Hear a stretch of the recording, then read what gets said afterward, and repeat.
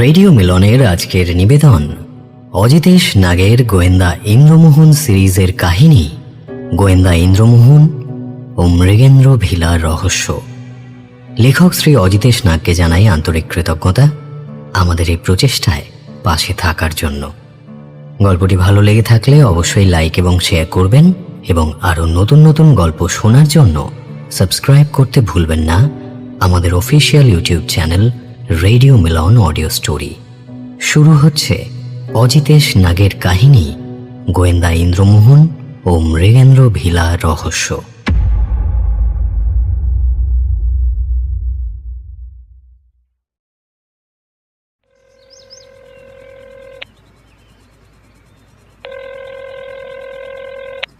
Hello hello Sonu. বাবি, তুমি? হ্যাঁ তো, আরে গলা শুনেও চিনতে পারছিস না? ঘুমোচ্ছিলি নাকি? ফোন ধরছিলি না কেন? উফ, কতদিন বলেছি নিজে একটা মোবাইল নাও। তুমি তো জানো ভাবে আমি আননোন ফোন নাম্বার ধরি না। ভাবলাম কার না কার, শেষে 3বার রিং হওয়াতে ধরলাম। এটা কার নাম্বার? ওঙ্কার নাথের। ওঙ্কার আঙ্কেল কি নতুন নাম্বার নিয়েছেন নাকি? আগেটা তো সেভ করাই ছিল। হবে হয়তো, আমি অত শত জানি না। আছো কোথায়? বীরপাড়াতে তো? না, ঝিল পাহাড়ি। তুমি যে চিঠি বাড়িতে ছেড়ে গিয়েছিলে তাতে তো লেখা ছিল বীরপাড়া। আর সেখান থেকে ঝিল পাহাড়িতে পৌঁছলে কি করে? আর জায়গাটা কোথায়? জীবনে তো নামই শুনিনি। ঝিল পাহাড়ি জলপাইগুড়িতে, কিন্তু ওই বাংলাদেশ বর্ডারের কাছে। সীমান্ত পেরোলেই ওপারে হলো হাতিবান্ধা। কে থাকে এই ঝিল পাহাড়িতে? বলছি সে এক কাণ্ড। তোর হাতে সময় আছে তো? হ্যাঁ রে, হ্যাঁ, আমাদের তো এখন লাঞ্চ ব্রেক। আমি খেতে খেতেই শুনছি, বলে যাও। ও, আজ হলো গিয়ে বুধবার। গত সপ্তাহের বৃহস্পতিবার যখন ওই বসার ঘরে সৈয়দ মুস্তাফা সিরাজের কর্নেল সমগ্র 10ম খণ্ডটা নিয়ে পড়তে বসেছিলাম, এমন সময় কলিং বেলের শব্দ, বুঝলি? আজকাল কলিং বেলটা বেজে উঠলেই আমার কেমন যেন ভয় লাগে। আবার হয়তো কোনো কেস নিয়ে কেউ হাজির হলো। তাই নিশীথকে তো বলেই রেখেছি, অচেনা মুখ দেখলেই যেন বলে দেয় আমি বাড়িতে নেই। শুধু বাড়িতেই নয়, যেন বলে দেয় 1 মাসের জন্য ভারতবর্ষের বাইরে গেছে। অবশ্য পাড়ার কেউ হলে। পয়েন্টে এসো ভাবি, কে এসেছিল? আরে ওঙ্কার নাথ, একেবারে গ্যালিস দেওয়া চকচকে কালারের প্যান্ট আর দুধ সাদা একটা জামা পরে, বুঝলি? ডুমরিপুরার ঘটনার পরে তো বাবুর পাত্তা পাওয়া যায়নি, প্রায় 9 মাসের মতো উধাও। অবশ্য বাচ্চারেক ফোন করেছিল মাঝে, মিথ্যে কথা বলবো না। তা ওই ওঙ্কারনাথ ডান হাতের আঙুলে একটা চাবির রিং ঘোরাতে ঘোরাতে ধপ করে এসে সোফায় বসে পড়লো। আমি তো অবাক। জিজ্ঞেস করলাম, কি রে, একদিন বাদে ভেসে উঠতে পারলি? হ্যাঁ, ভেসে ওঠাই বটে। রিটায়ার করার আগের বছরগুলোতে ভাবলাম আয়েসে কেটে যাবে। ও মা, রেসপন্সিবিলিটি আরও বেড়ে গেল। কাস্টমসে আয়েশ করে কাজ, ভাবলি কি করে? গাড়িটা কবে কিনলি? হ্যাঁ, এই মাস 4 হলো। আচ্ছা, এটা বাংলার কোন সিজন রে? মোস্ট প্রবাবলি শরৎ। কেন? আহা, রাজারহাটের দিকটার বাতাস এখনো অবধি বুক ভরে নেওয়া যায়। পরে কি হবে কে জানে। আকাশও কত পরিষ্কার। আজ বেরোবার সময় দেখলাম মেঘ, থোকা থোকা কত মেঘ। তাতেই মনে হলো পুজো এসে যাচ্ছে। এবার তোর খবর কি বল? ডুমরিপুরার পরে নাকি শোভাবাজারেও একটা কেস সলভ করে ফেলেছিস। সবই কানে আসে। Great great. যাই হোক, আপাতত দিনবারও লিভ নিয়েছি, বুঝলি? Heavy tired. চল ঘুরে আসি। পাগল, তোর সঙ্গে আর যাই? গতবার ডুমরিপুরায় নিয়ে গিয়ে যা ফাঁসিয়েছিলি। হে মা, না না না না না, মা শীতলার দিব্যি। এবার আর ওইসব নয়, বুঝলি? বীরপাড়ায় আমার দিদির বাড়ি, 1-2 দিন থেকে ডুয়ার্সটা ঘুরে আসবো। তুই ছাড়া আমার আর কে আছে বল? ইন্দ্রমোহনের তীব্র আপত্তি ওঙ্কারনাথ শোনেননি। পরদিনই যাত্রা। নিজের গাড়ি নিয়েই যাবেন ওঙ্কারনাথ। 14-15 ঘন্টার তো মামলা, টানা না চালালেই হলো। বারচারেক ব্রেক নিলে অনায়াসে দিদির বাড়ি পৌঁছে যাওয়া যাবে। তাই হলো। সন্মোহ তখন অফিস পিকনিকে ডায়মন্ড হারবারে। ফিরতে ফিরতে সেই শনিবার। মুশকিল হলো, ছেলের নম্বরে বারচারেক ফোন করেও কানেকশন পাননি ইন্দ্রমোহন। শেষে একটা চিঠিতে কোথায় যাচ্ছেন, কার সঙ্গে যাচ্ছেন লিখে নিশীথের হাতে ধরিয়ে দিয়েছিলেন। সবই ঠিক ছিল, বীরপাড়ায় ওঙ্কারনাথের দিদি জামাইবাবুর আতিথ্যে দিব্য কেটে গিয়েছিল দুটো দিন। সোমবারে তারা বেরিয়ে পড়েছিলেন ডুয়ার্সের উদ্দেশ্যে, কিন্তু রাস্তায় দারুণ এক চমক অপেক্ষা করছিল। একটা রোড সাইড ধাবা গোছের হোটেলে খেতে ঢুকেছেন। ওঙ্কারনাথ টয়লেটে গেছেন, এমন সময় পিঠে এক মারাত্মক চাপড় পড়ল। প্রচণ্ড চমকে ইন্দ্রমোহন ঘুরে তাকিয়ে স্থানও হয়ে গেলেন। অরবিন্দ মেহরা! বাপরে, কত বছর পর দেখা! এই ভদ্রলোক ছিলেন তাদের ডিপার্টমেন্টাল হেড। ইন্দ্রমোহন যাতে চাকরি না ছাড়েন তার জন্য কম জোরাজুরি করেননি। ইন্দ্রমোহন খেয়াল করেছিলেন ভদ্রলোক একই রকম আছেন প্রায়। সেই সোনালি চশমা, সেই মিলিটারি গোঁফ, কাঁচা পাকা ব্যাকব্রাশ চুল। তবে সারা জীবন যাকে ইউনিফর্মে দেখেছেন তাকে টি শার্ট, জিন্স আর স্নিকারে দেখে বেশ মজাই লাগছিল তার। অরবিন্দজি স্যার, আপনি? Yes Khasnabish, how are you? ইতিমধ্যে ওঙ্কারনাথও ফিরে এসেছিলেন। তিনিও অবাক। কথায় কথায় জানা গেল অরবিন্দজি বর্তমানে অবসর জীবন কাটাচ্ছেন এবং সময় সুযোগ পেলেই সস্ত্রীক ঘুরে বেড়াচ্ছেন নানা জায়গায়। একটাই মেয়ে, সে আবার বিদেশে থাকে। অরবিন্দজিরা এবার গিয়েছিলেন ডুয়ার্সেই। ফেরার পথে নেমেছেন চা পান করতে। শোনো, ডুয়ার্সে পরে যেও, আপাতত আমার সঙ্গে চলো। কোথায়? ঝিল পাহাড়িতে, ওখানেই থাকি এখন। আমার আদি বাড়ি তো মেখলিগঞ্জে। রিটায়ারমেন্টের পরে একদম পিসফুলি লাইফ কাটাবো বলে এক বন্ধুর মারফত জমি সমেত একটা পুরনো বাড়ি কিনে রেখেছিলাম ঝিল পাহাড়িতে। বছর দেড়েক হলো আগের কনস্ট্রাকশনটা ভেঙে নতুন বাড়ি বানিয়ে ওখানেই থাকছি। কোনো এক্সকিউজ দিও না, রিটায়ার করলেও কিন্তু আমি এখনো তোমার সিনিয়র। নিরুপায় হয়ে ওঙ্কারনাথ স্টিয়ারিং ঘুরিয়েছিলেন অরবিন্দজির গাড়িকে অনুসরণ করতে করতে। যেতে যেতে ইন্দ্রমোহন বলেছিলেন, ঘাবড়াস না, স্যারের বাড়িতে 1-2 দিন ম্যাক্সিমাম, তারপরেই ডুয়ার্স। মোটামুটি ঘন বসতিপূর্ণ এলাকা ছাড়িয়ে অরবিন্দজির গাড়ি যেখানে থেমেছিল সেখানে নেমে ইন্দ্রমোহন দেখলেন একটা বাগান ঘেরা একতলা বাড়ি। চারিদিকের পরিবেশ ভারী মনোরম আর নির্জন। ঝিল পাহাড়ি তার নামের ঐতিহ্য রেখেছে বলা যায়। অনেকটা ছাড়া ছাড়া এক একটা বাড়ি, রাস্তার পাশে ফুলের গাছ। বেশিরভাগ বাড়িরই ইটের দেওয়াল আর টিনের চাল। আসার সময় রাস্তার পাশে একটা প্রকাণ্ড মাঠের মধ্যে বেশ জনসমাগম দেখে ওরা দাঁড়িয়েছিলেন। অরবিন্দজি বলেছিলেন, হাট বসেছে সোমবারে। সপ্তাহে 2 দিন এখানে হাট বসে, মানডে আর থার্সডে। যা কেনার এই 2 দিনেই কিনে রেখে দিতে হয়। একদিক থেকে ঝিল পাহাড়ির এই দিকটাকে ভিলেজও বলতে পারো। বেশিরভাগ লোকজনই ট্রাইবালস। আমার ফ্রেন্ড না থাকলে জমি কেনা পসিবল ছিল না। এই হলো বৃত্তান্ত। সব শুনে সন্মোহ বলল, যাক, তাহলে ক্রাইম সিনে এখনো এসে পড়োনি? থাপ্পড় খাবি একটা। এখানে আসলে তুইও বুঝতে পারতিস, এখানকার মানুষজন এত সহজ সরল যে ক্রাইম করবার কথা কেউ ভাবতেই পারে না। অরবিন্দজি তো বললেনই, লাস্ট 10 ইয়ার্সে এখানে তেমন কোনো সিরিয়াস ক্রাইম হয়নি।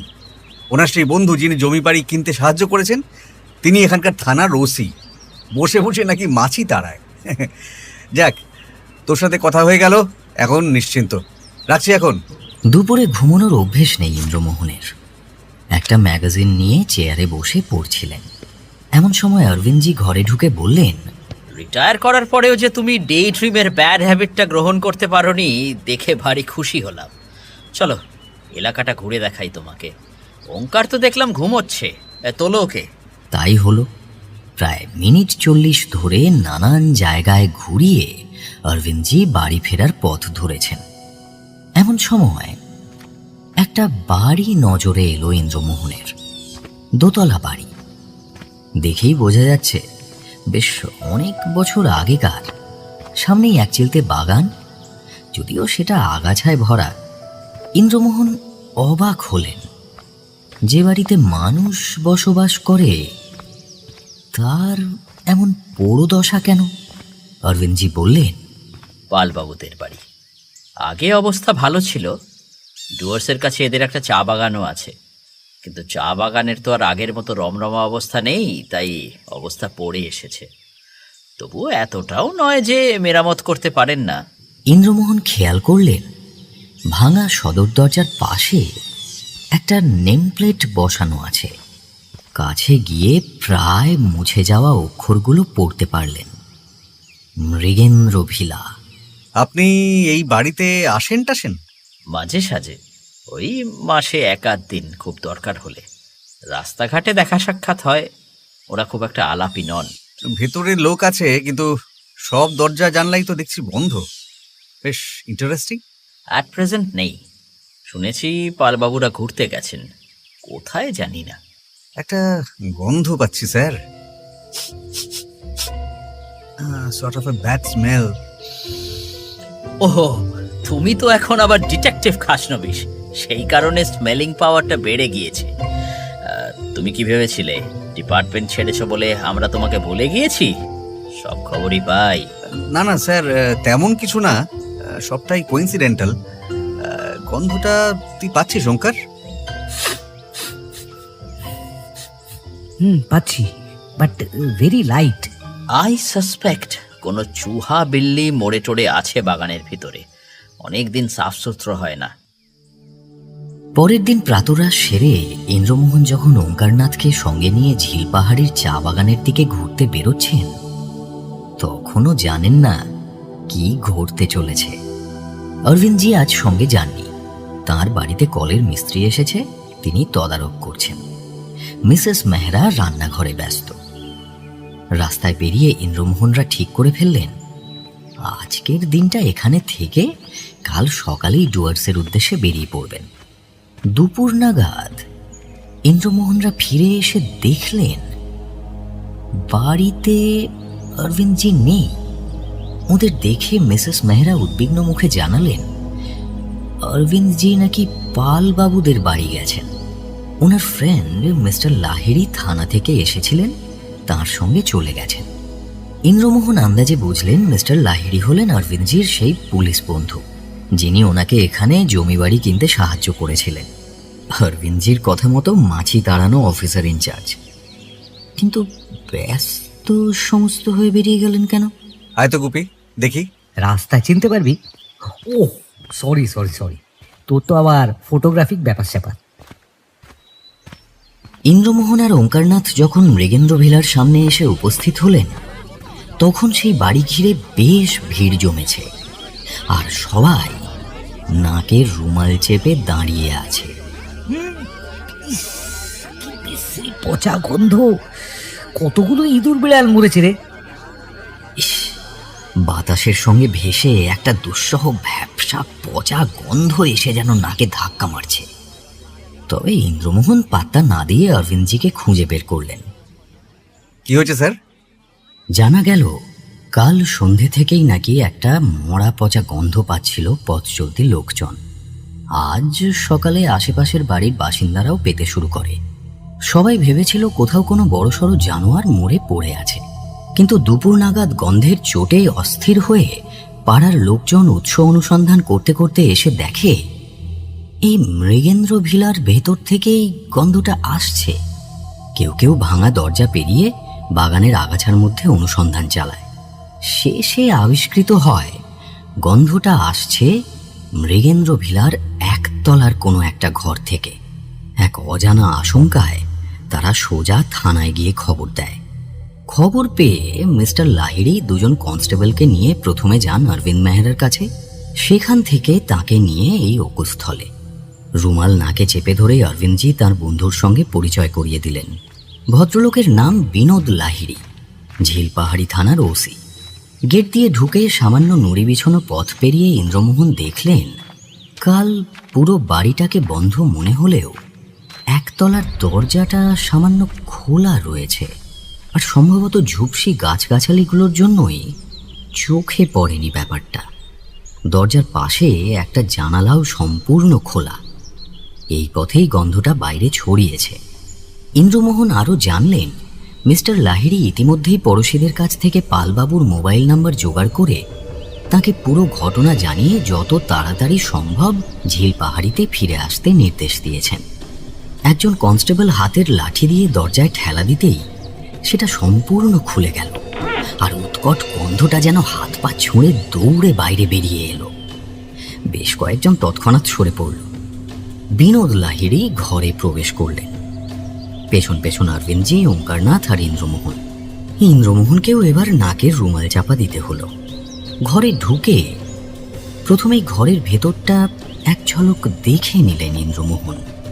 মাঝারি সাইজের ঘর, তাতে একটা খাট, খাটের পাশে একটা টেবিল, একটা চেয়ার, খানিকটা দূরে একটা আলনা, আর ঘরের কোণে জলের কুঁজো আর গ্লাস, তার পাশে একটা স্টোভ, রান্নার হাঁড়িকুড়ি, এইসব।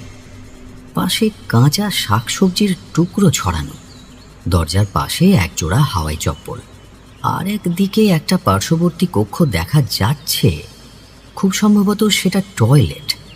দরজাটা সামান্য খোলা। দেওয়ালে একটা বাল্ব আর ছাদ থেকে ঝুলছে একটা সিলিং ফ্যান, এবং সেটা ঘূর্ণায়মান। এই মুহূর্তে সবার দৃষ্টি নিবদ্ধ খাটের দিকে। সেখানে চিত হয়ে শুয়ে আছে একটা 26-27 বছরের মেয়ে। পরনে কমলা আর কালো মেশানো সালোয়ার কামিজ। খাটের সামনে মেঝের ওপরে উল্টে থাকা একজোড়া মেয়েদের চপ্পল, চোখ উন্মুক্ত এবং বিস্ফারিত, ঠোঁট দুটো উন্মুক্ত। বাঁ হাতটা বিছানার চাদর খামচে ধরে আছে। গলায় জমাট বাঁধা কালো তরল। দেখে মনে হচ্ছে কেউ যেন কালো মাফলার পরিয়ে দিয়েছে। লাহিড়ী চোখ মুখ কুঁচকে মৃতদেহটা পর্যবেক্ষণ করতে লাগলেন। তারপর বললেন, দিন তিনেক আগে মারা গেছে মনে হচ্ছে। তারও বেশি। তাই নাকি? কি করে বুঝলেন? 72 ঘন্টা অবধি ইন্টারনাল পার্টসের পচন হয়। তার বেশি হলে বডি ফুলে যাবে, লিকুইড ছাড়বে, তাই না? বডি কিন্তু অলরেডি ফুলে উঠতে শুরু করেছে। আপনার ডিটেকশন আর কি কি বলছে মিস্টার খাসনাদেশ? মোস্ট প্রবাবলি এই ঘরে একজন ভাড়াটে থাকতেন। এমনটা ভাবার কারণ? কারণ এত বড় বাড়িতে নিশ্চয়ই অনেক কটা ঘর হবে। খামোখা বাড়ির একজন মেম্বার কেন এইরকম একটা সিঙ্গেল রুমে থাকতে যাবেন? আর যিনি থাকতেন তিনি সম্ভবত একা থাকতেন। অবশ্য আমি ভুলও হতে পারি। You are right Khasnabish. একদিন পালবাবু বলছিলেন, শুনে আমি একটু অবাকই হয়েছিলাম, এই রিমোট এলাকায় টেনেন্ট। দেখুন, টেনেন্ট হোক বা না হোক, যিনি থাকতেন তিনি একাই থাকতেন, সে তো বোঝাই যাচ্ছে। আর তিনিই খুন হয়ে পড়ে আছেন। এনার আইডেন্টিটি? এই ঘরের বাসিন্দা একজন পুরুষ, মিস্টার লাহিড়ী। সেটা আবার কি করে জানলে? ওই টেবিলের ওপর জিনিসগুলো দেখুন স্যার। চিরুনি, টুথব্রাশ দুটোকে দেখুন। অত ছোট চিরুনি মেয়েরা ইউজ করে না। আর হার্ড ব্রাশও। আর একটা জিনিসও নিশ্চয়ই দেখতে পাচ্ছেন, রেজার। আরও একটা জিনিস, ওই প্লাস্টিকের ডাস্টবিনটা থেকে উকি মারছে আফটার শেভ লোশনের শিশি। মোস্ট প্রবাবলি ফুরিয়ে যাওয়ায় ফেলে দেওয়া হয়েছে। আর কিছু? হ্যাঁ, টয়লেটের দরজার ফাঁকটুকু দিয়ে দেখুন, দেখা যাচ্ছে ভেতরের তাকে একটা লুঙ্গি ঝোলানো রয়েছে। আর দরজার পাশের ওই হাওয়াই চপ্পলটা দেখুন, এর সাইজ কম করে 9 থেকে 10 হবে। স্ট্র্যাপ দুটো দুদিকে ছেত্রে গেছে, মানে বেশ লম্বা এবং হেলদি লোক।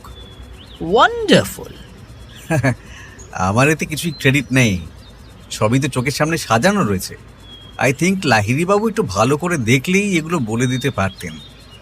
আরও অনেক কিছুই বলা যায়। সে হয়তো যায়, কিন্তু আপাতত আমরা এই ঘরের বাইরে যাই। এই বিটকেল গন্ধ আর নিতে পারছি না। হ্যাঁ হ্যাঁ, সেই ভালো। ঘরটাকে সিল করে দিয়ে বডিটাকে পোস্টমর্টমে পাঠিয়ে দিই। চলুন। বাইরে এসেই ওঙ্কারনাথ হড় করে বমি করে ফেললেন।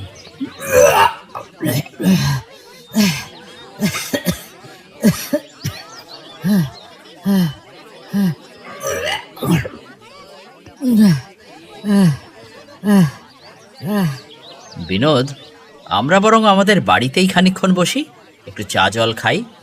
ওঙ্কার ততক্ষণে সুস্থ হয়ে উঠুক। কনস্টেবল দুজনকে প্রয়োজনীয় নির্দেশ দিয়ে সবাই অরবিন্দের বাড়ির দিকে হাঁটা লাগালেন।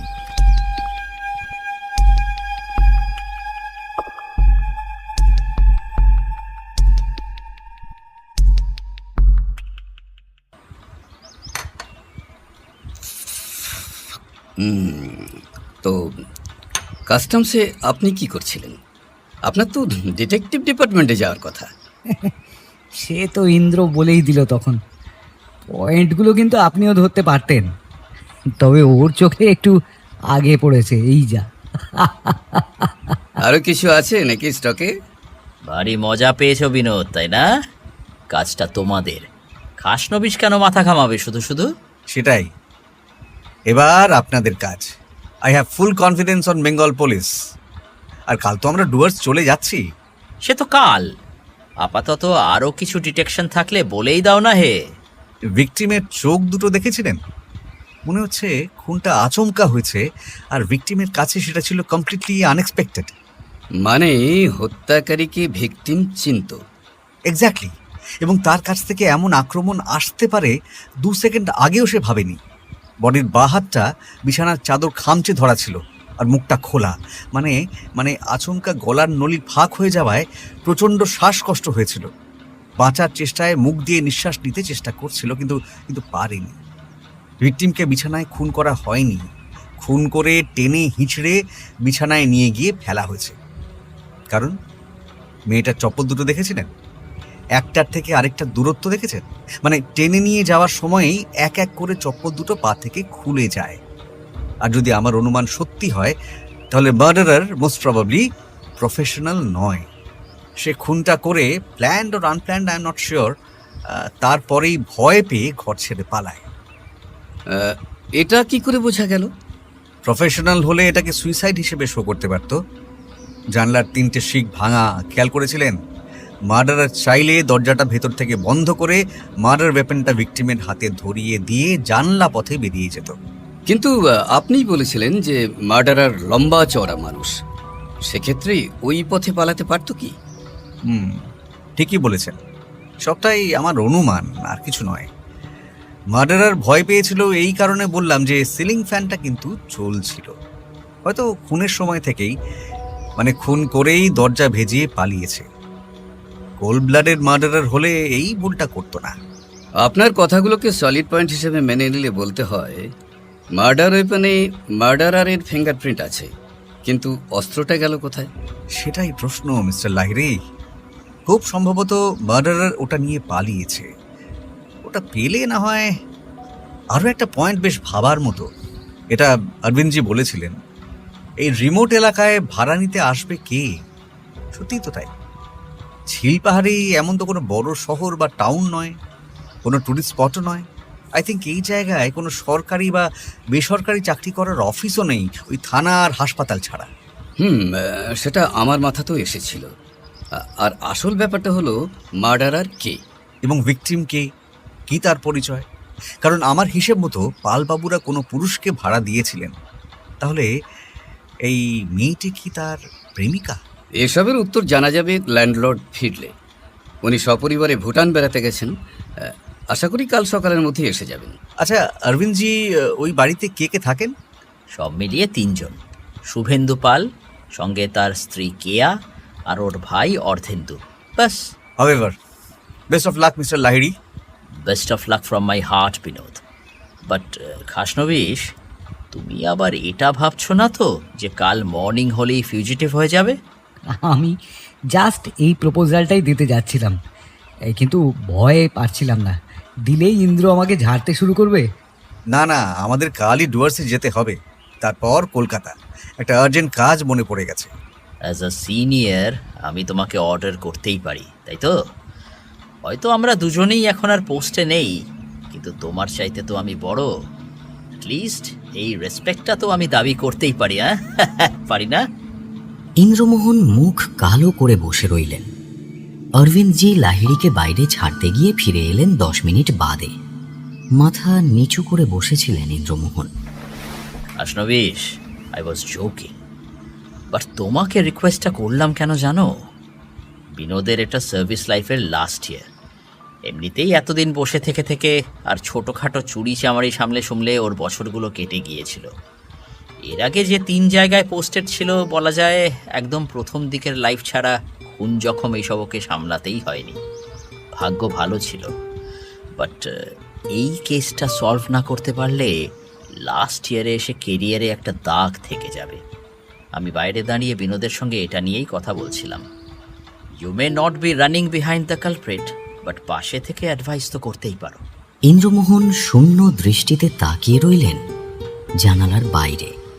খানিক অপেক্ষা করে অরবিন্দজি নিষ্প্রভ গলায় বললেন, ওয়েল, কাল তোমরা তাহলে ডুয়ার্সে বেরিয়ে যাও। আমি বলি কি, তোমাদের গাড়িটা রেখে আমার গাড়িটা নিয়ে যাও। আমার ড্রাইভার ডুয়ার্সটাকে হাতের তালুর মতো চেনে।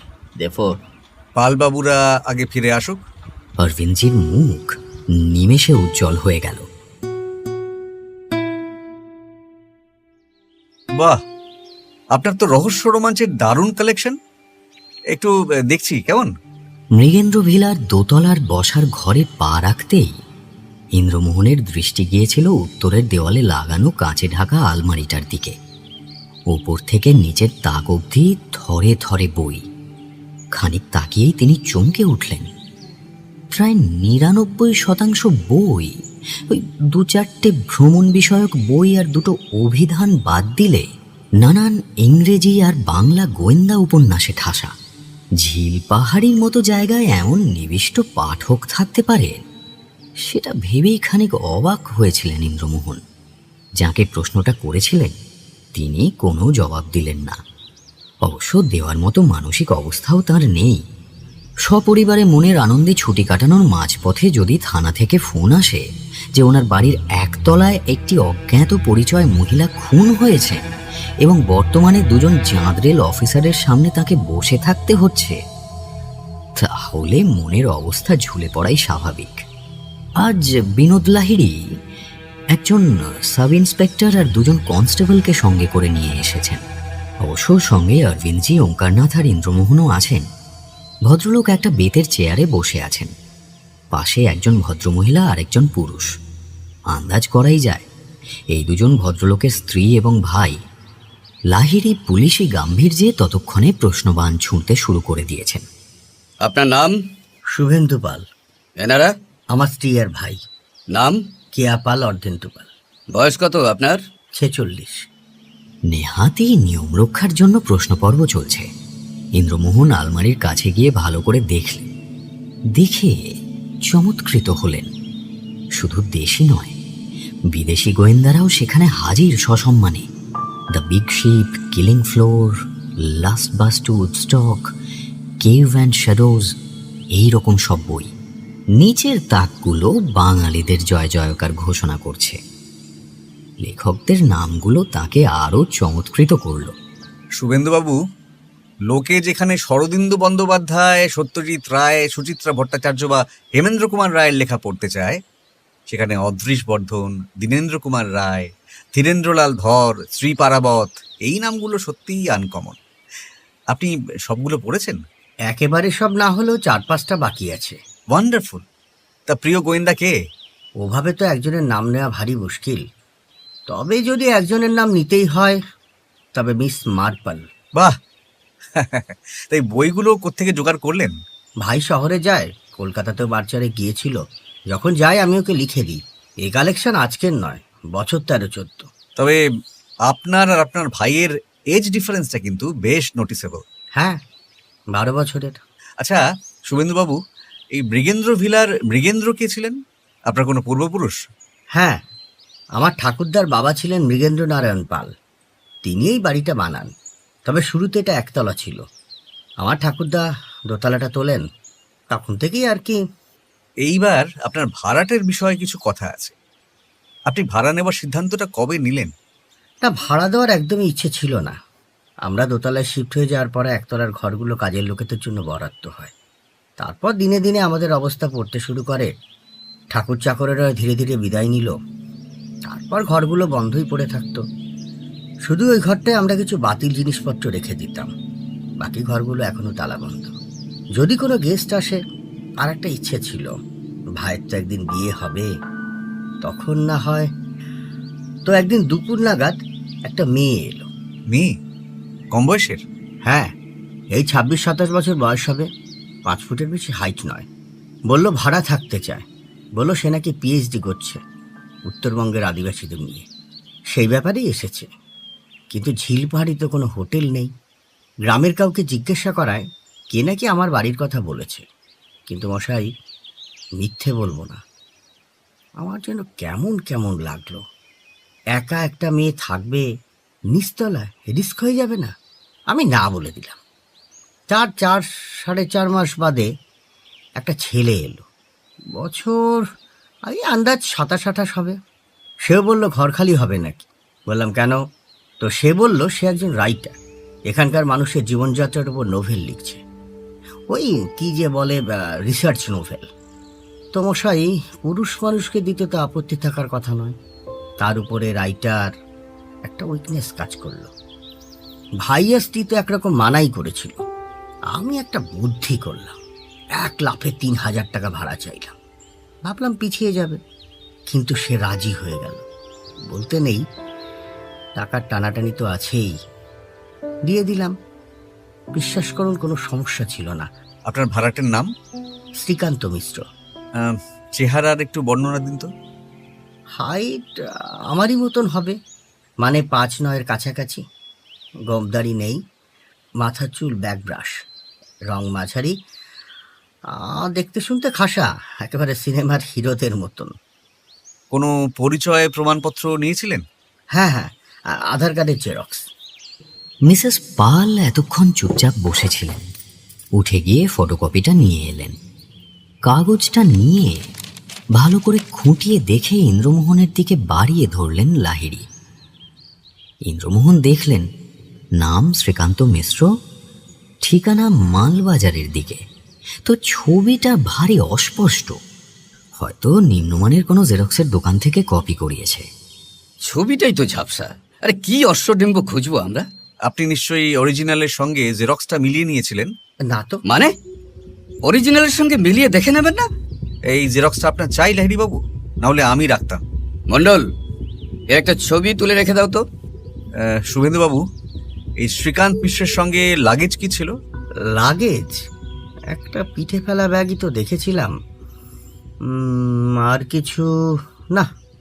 একজন লেখক মানুষ শুধু একটা ব্যাকপ্যাক পিঠে করে এসে হাজির হয়ে গেল। কেন হবে না? আজকালকার দিনে আর কাগজে কলমে লেখা লেখক নেই মশাই, হয়তো ল্যাপটপে লেখে, ব্যাকপ্যাকে সেটাই ছিল। ঘর সার্চ করা হয়েছে, তেমন কোনো ব্যাগ আমরা পাইনি, বরং খাটের তলায় একটা লাল ট্রাভেল ব্যাগ পেয়েছি, আর তাতে সব মেয়েলি জামা কাপড়। মেয়েদের? আন্দাজেই বলছি, তবে আমার ধারণা যে মেয়েটি প্রথমে এই বাড়িতে ভাড়া নিতে এসেছিল, খুন হওয়া মেয়েটি কিন্তু সেই মেয়ে।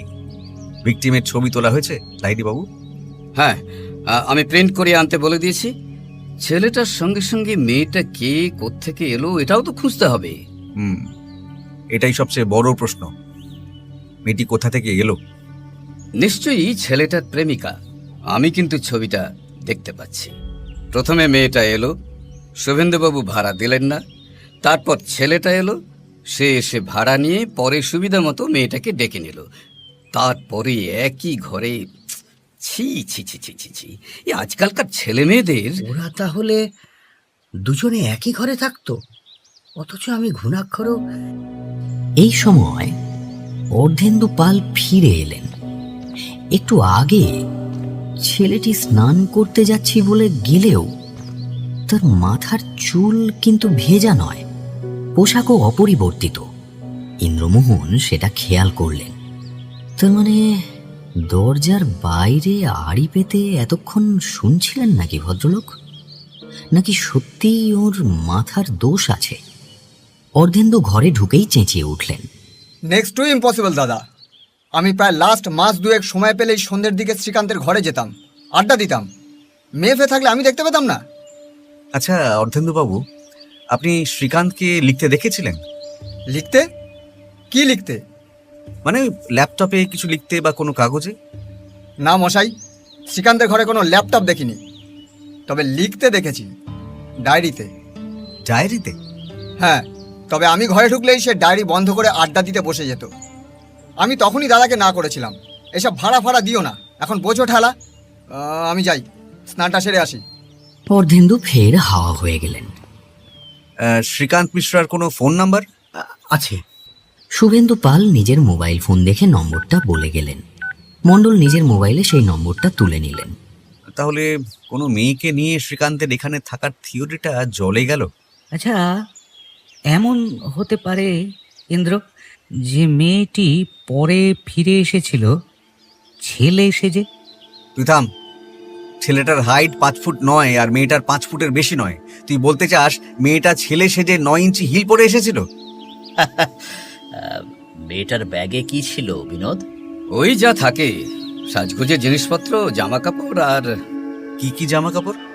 মানে আমি বলতে চাইছি বেশ কয়েক সেট নাকি ওই 2-1 সেট? সেট। ওকে, তাহলে ব্যাগটা একবার দেখা দরকার। আমি একবার থানায় যাব। তার আগে শুভেন্দুবাবু একটা কথা বলুন, আপনি কি দিনমানে শ্রীকান্তকে বাইরে বেরোতে দেখেছেন? হ্যাঁ, অনেকবার। তাহলে একটা প্রশ্ন দাঁড়িয়ে যায়, মেয়েটা যদি নির্জন দুপুরের সুযোগ নিয়ে নিয়মিত এই বাড়ির একতলায় যাতায়াত করে থাকে আর সন্ধ্যের আগেই ফিরে যায়, সেটা কোনোভাবে সম্ভব? দেখুন, ঝিল পাহাড়ি তো কোনো শহর নয়, আধা টাউনও নয়। এখানে একটা অচেনা শহুরে মেয়ে রোজ যাতায়াত করলে এখানকার লোকদের চোখে পড়তে বাধ্য। বেশ জটিল হয়ে যাচ্ছে ব্যাপারটা। লাহিড়ী বাবু, আমার আর কোনো প্রশ্ন নেই। আপনার থাকলে আপনি সেরে নিন, তারপর একসঙ্গে থানায় যাওয়া যাবে। আর হ্যাঁ, তদন্ত শেষ না হওয়া অবধি এরা যেন কেউ ঝিল পাহাড়ি ছেড়ে না বেরোয়।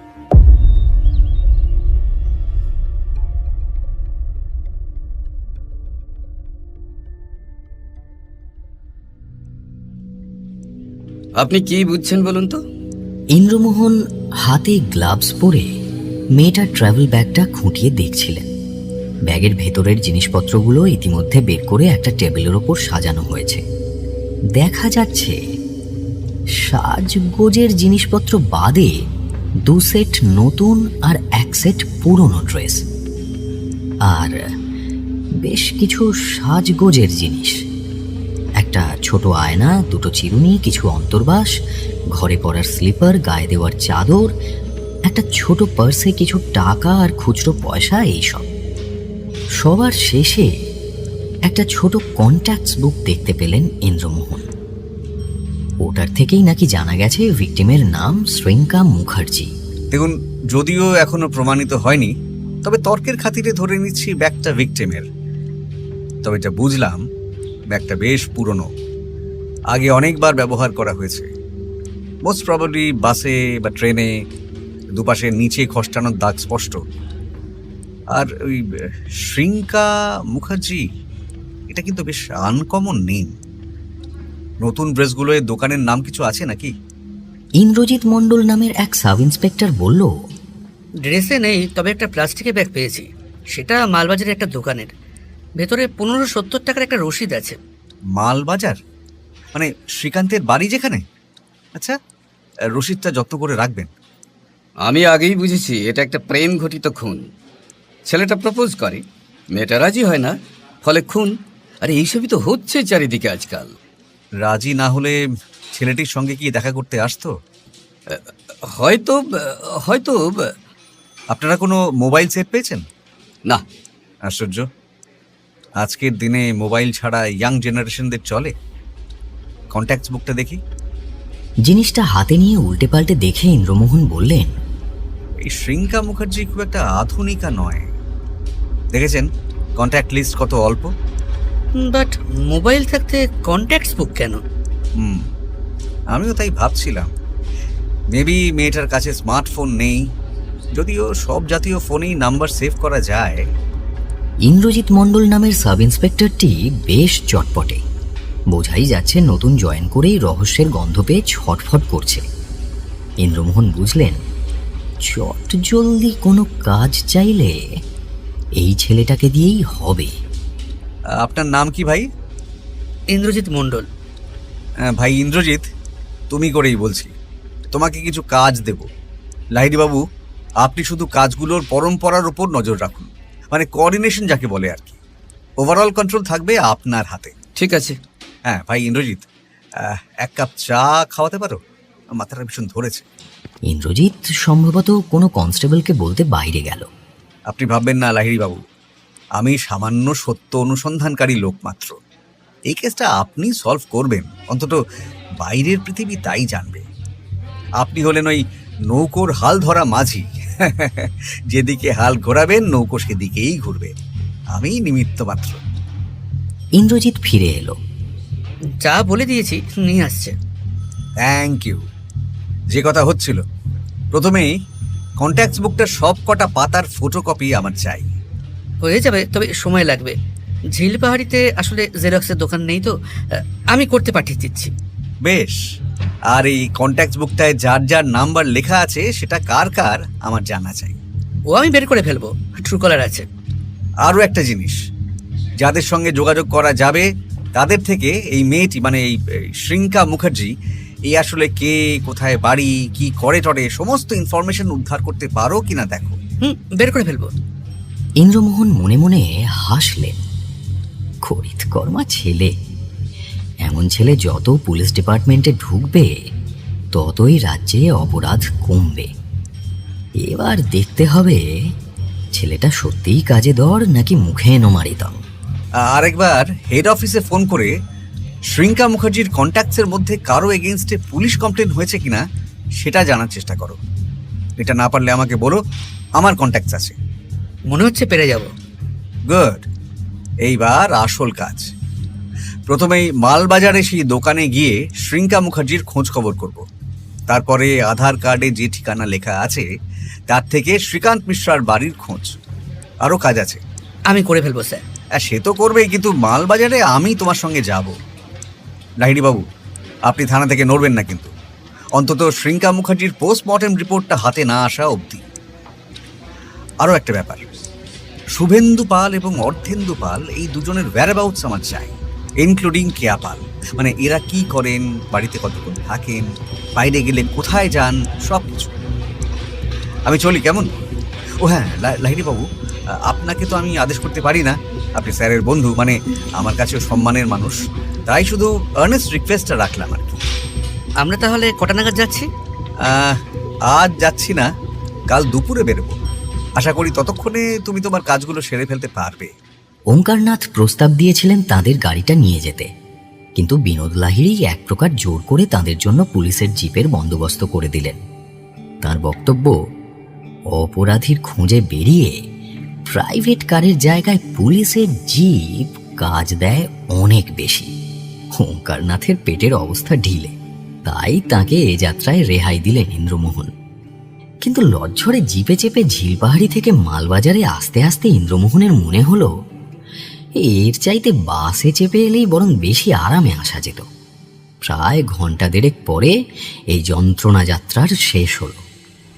মোট 3 জন পথচারীকে জিজ্ঞেস করে একটা দোকানের সামনে এসে দাঁড়ালো জিপটা। ইন্দ্রমোহন দোকানের নামটা পড়লেন, মহামায়া ফ্যাশন স্টোর। পকেট থেকে মোবাইল ফোনটা বের করে গ্যালারি খুলে একটা ছবি বের করে মিলিয়ে নিল ইন্দ্রজিৎ। বলল, এইটাই সেই দোকান স্যার। দোকানের নাম, ঠিকানা, ফোন নাম্বার সব মিলে যাচ্ছে। চলুন।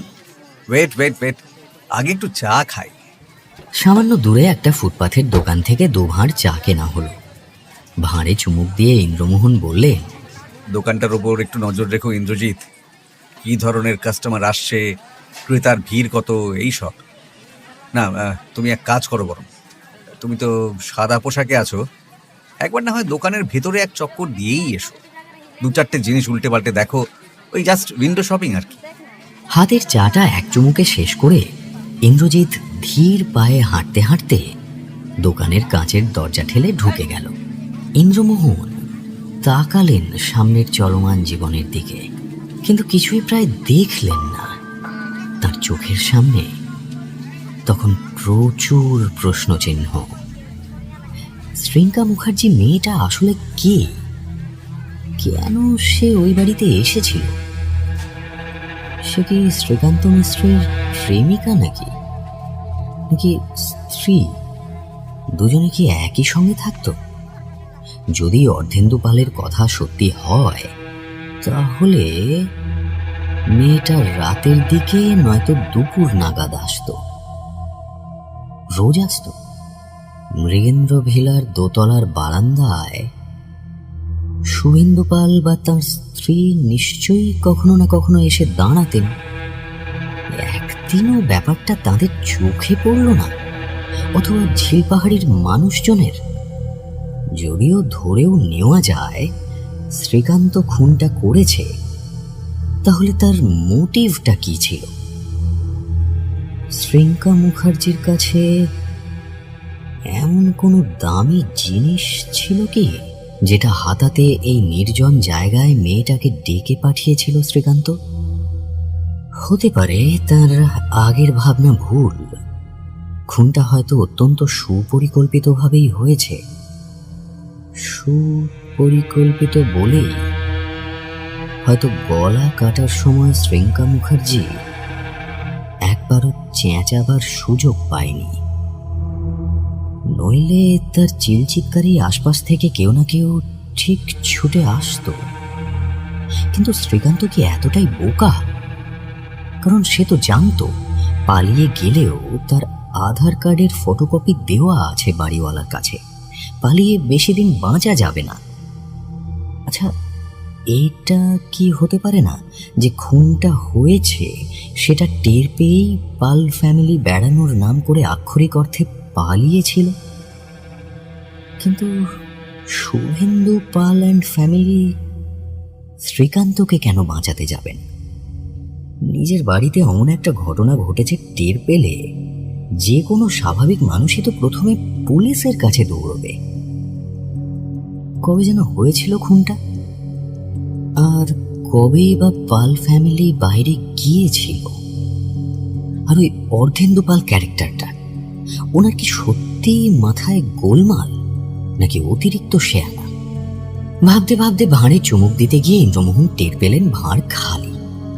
ভাঁড়টা ডাস্টবিনে ছুঁড়ে ফেলেই ইন্দ্রমোহন আক্ষেপে শূন্যে এক হাত ছুঁড়লেন। হচ্ছে না, হচ্ছে না। ঘটনা আর তার ভাবনার মধ্যে কোথাও একটা ফারাক থেকে যাচ্ছে। আবার একদম শুরু থেকে ভাবতে হবে। এভরিথিং ইজ নর্মাল স্যার, তবে দোকানটা খুব একটা জনপ্রিয় নয়।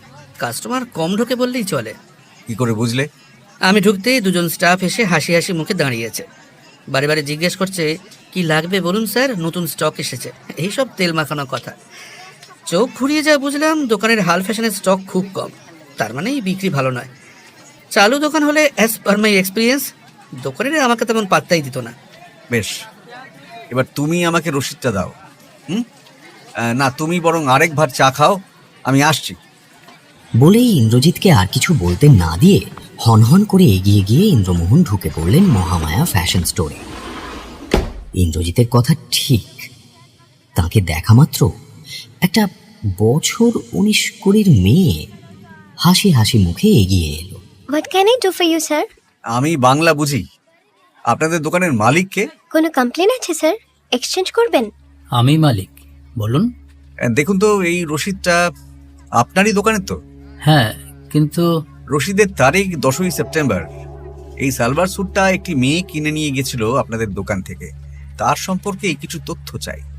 এটা বলা মুশকিল। আমাদের দোকানে কত কাস্টমার, কে কোন জিনিস কিনে নিয়ে গেল বলা সম্ভব নাকি? তাছাড়া আপনাকে শুধু শুধু এত কথা বলতে যাবই বা কেন?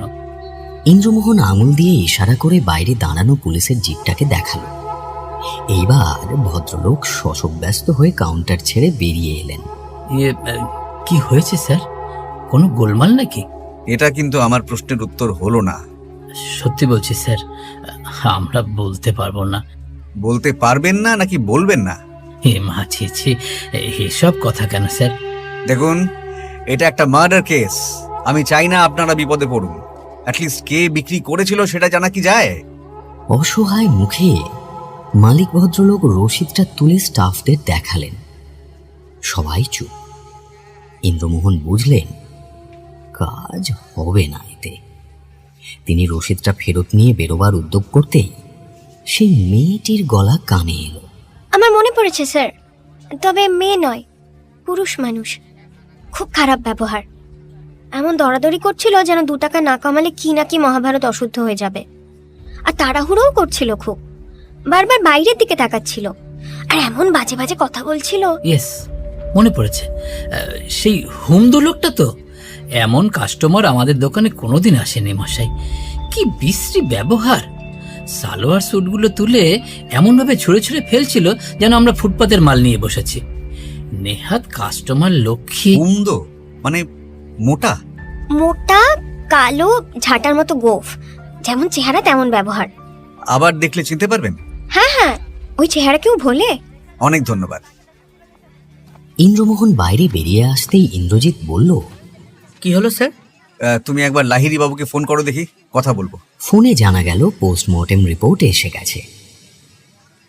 বেশ গোলমেলে ব্যাপার। ড্রেসটা কেনা হয় 10 তারিখে, পোস্টমর্টেম রিপোর্ট বলছে খুনটা হয় 13 তারিখে। যে কিনেছিল সেই ড্রেসটা নিয়েই পালবাবুদের বাড়িতে আস্তানা গেড়েছিল, মোস্ট প্রবাবলি 10 বা 11 তারিখে। তার মানে পোশাক পরিধানকারী মৃগেন্দ্র ভিলাতে পাকাপাকি ভাবে থাকতে গিয়েছিল। কিন্তু কিন্তু পুরুষ কেন? পুরুষ? হ্যাঁ, পুরুষ। আর এই ব্যাপারটাই আমার সব হিসেব ভুলিয়ে দিল। এই ড্রেসটা এই দোকান থেকে নেওয়া হয় ঠিকই, কিন্তু শ্রীঙ্কা মুখার্জি কেনেনি, কেনে একজন পুরুষ, যে মোটা, কালো এবং যার ঝাঁটার মতো গোপ আছে। কিন্তু শ্রীকান্তের যে চেহারাটা আমরা আধার কার্ডে পাচ্ছি সেটা তো রীতিমতো না, হচ্ছে না। তোমার আরেকটা কাজ বাড়লো ইন্দ্রজিৎ, জানি না কোত্থেকে আনবে, তবে একজন পুলিশ আর্টিস্ট এনে মেয়েটা এবং দোকানের বাকি প্রত্যক্ষদর্শীদের থেকে শুনে শুনে একটা ছবি আঁকতে হবে। পারবে? স্যার, আমাদের এখানে ঝিলপাহাড়িতে তো এমন কোনো... আচ্ছা, পুলিশের লোক হতেই হবে? না, আঁকতে পারলেই হলো। তাহলে হয়ে যাবে স্যার। আমারই এক বন্ধু আছে, বীরপাড়ায় থাকে, প্রফেশনাল আর্টিস্ট। ডাকি? ডাকো। তবে ব্যাপারটা তোমার আর আমার মধ্যেই থাকবে। এবার আমাকে শ্রীকান্ত মিশ্রা মহোদয়ের বাড়ি নিয়ে চলো। ঠিকানা মিলিয়ে মিলিয়ে একটা 3 তলা বাড়ির সামনে এসে ইন্দ্রজিৎ জিপ দাঁড় করালো। ইন্দ্রমোহন নেমে দেখলেন বেশ ছিমছাম বাড়ি। বাড়ির রং, সামনে একচিলতে জায়গায় কেয়ারি করা ফুলের বাগান, গেটের দুদিকের আলোকসজ্জার ব্যবস্থা, মায়ের বাড়ির একদিকে একটা গ্যারেজের অবস্থান দেখে ইন্দ্রমোহন বললেন, মিশ্রা মহাশয়ের দেখছি রুচি বেশ উঁচু দরের, টাকা কড়িও মন্দ নেই। লিখে আজকাল তাহলে বেশ আয় হচ্ছে বলো ইন্দ্রজিৎ? তাহলে অমন অপকর্মটি করতে গেলেন কেন কে জানে।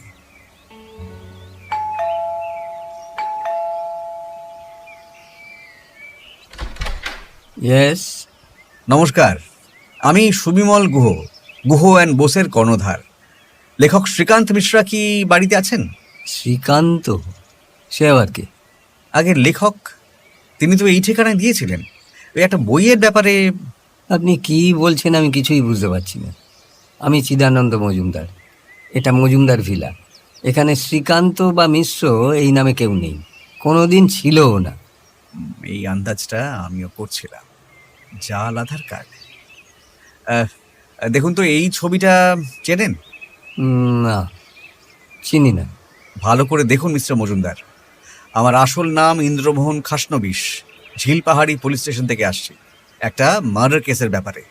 চশমা লাগিয়ে খুব ভালো করে দেখে বলুন তো, একে আগে আপনি দেখেছেন? চশমাটা পরে দেখি। আরে, এ তো অনির্বাণ রায়, আমার ভাড়াটে ছিল, কিন্তু সে তো মাস 7 আগেই বাড়ি ছেড়ে দিয়েছে। আমি বলছি স্যার, এই লোকটাই খুনি, আধার কার্ড জাল করে। মজুমদার বাবু, অনির্বাণ রায় নিশ্চয়ই কোনো সাপোর্টিং ডকুমেন্টস জমা রেখেছিল আপনার কাছে, দয়া করে নিয়ে আসবেন।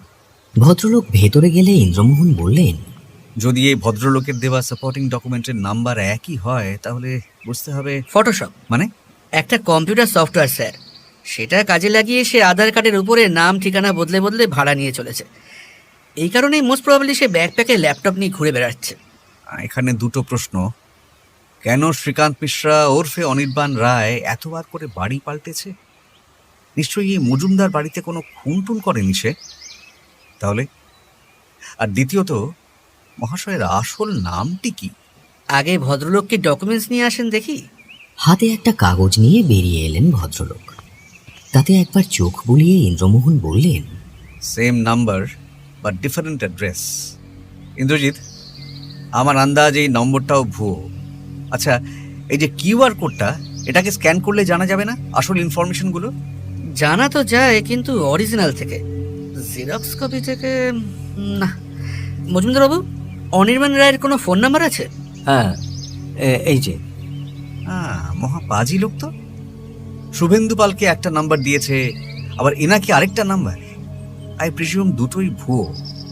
মিস্টার মজুমদার, আপনি কোনোদিন অনির্বাণকে ফোন করেছিলেন? না, দরকারই পড়েনি। এরপর ভদ্রলোক যা বর্ণনা দিলেন তার সঙ্গে জামা কাপড়ের দোকানের মেয়েটির বর্ণনা মিলল না। ভারী মুশকিল হলো তো। এই তৃতীয় ব্যক্তিটি আবার কে? শ্রীঙ্কা মুখার্জির কোনো আত্মীয়? অনির্বাণ রায় একাই থাকতেন নিশ্চয়ই? না, সস্ত্রীক। হ্যাঁ, ভদ্রমহিলার নাম জেনেছিলেন? হ্যাঁ, আমার মেয়ের সঙ্গে তো তার ভারী সখ্যতা জমে গিয়েছিল, পুনম। তবে মাফ করবেন, তার কোনো আইডি নেই। কেমন দেখতে? চিদানন্দ মজুমদার সেই মহিলার যা বর্ণনা দিলেন তাতে শ্রীঙ্কা মুখার্জির চেহারার সঙ্গে কোনো মিল পাওয়া গেল না। ভদ্রলোকের কাছ থেকে বিদায় নিয়ে বাইরে বেরোতেই ইন্দ্রজিৎ বলল, স্যার, আমার সেই আর্টিস্ট ফ্রেন্ডের কথা বলেছিলাম না, সে কিন্তু অনেক কারিগরি জানে। আমার মনে হয় আধার কার্ডের ছবিটা তাকে পাঠালে সে নিশ্চয়ই কিছু উদ্ধার করতে পারবে। বলছো? বাট কাজটা কিন্তু বেআইনি। জানি স্যার, তাই এবার আমি আপনাকে রিকোয়েস্ট করব আমার বন্ধুর নামটা গোপন রাখবেন, প্লিজ স্যার। ওকে, এছাড়া তো আর কোনো আলো দেখতে পাচ্ছি না। কতক্ষণ লাগবে? ওকে পাঠিয়ে দিয়েছি, ঘন্টাখানেক তো লাগবেই। বেশ, চলো ততক্ষণ আমরা কিছু খেয়ে নিই। ও হ্যাঁ, তোমাকে একটা কাজ দিয়েছিলাম কাল। ও সরি স্যার, সবার কন্ট্যাক্টস লিখে নিয়েছি, থানায় আছে, একদম ভুলে গেছিলাম। স্যার, মেয়েটার নাম শ্রীঙ্কা মুখার্জি, শিলিগুড়িতে বাড়ি। একটা নাম্বার মেয়েটার দাদার। সে জানিয়েছে মাসখানেক আগে সে মাসির বাড়িতে গিয়েছিল। মাসির বাড়ি এই মালবাজারে, সাউথ কলোনিতে। কিন্তু তার সঙ্গে ইদানিং কোনো যোগাযোগ করা যাচ্ছে না, ফোন সুইচ অফ। কথাটা তুমি আমাকে এখন বলছো? এমন তো হতেই পারে যে শ্রীঙ্কা মুখার্জির মাসির বাড়ির কোনো আত্মীয় তাকে মহামায়া ফ্যাশন স্টোর থেকে ড্রেসটা কিনে দিয়েছিল। তাহলে তো ঘটনাটা অন্যদিকে মন নিচ্ছে। আগে সেই মাসির বাড়িতেই নিয়ে চলো আমাকে। ঠিকানা তো থানাতেই রয়ে গেছে স্যার। লাহিড়ী বাবুকে ফোন করো রাইট নাও। এক মিনিট, স্যারকে দিন। ইন্দ্রজিৎ বলছি। ও আচ্ছা, স্যার থানায় নেই, কোথাও বেরিয়েছেন। আলমারির চাবি স্যারের কাছে। আমি মানা করেছিলাম। তোত্তেরি, থানায় বলে দাও এলেই যেন আমাকে ফোন করে। আর ইন্দ্রজিৎ, সেই কন্ট্যাক্ট লিস্টের একটা কপি আমার চাই। ঝিল পাহাড়িতে ফিরে গিয়েই আমাকে দেবে, কেমন? ঠিক আছে স্যার, আপনাকে হোয়াটসঅ্যাপ করে দেবো। আমি মোবাইল ব্যবহার করি না, তুমি হাতে হাতে দিও।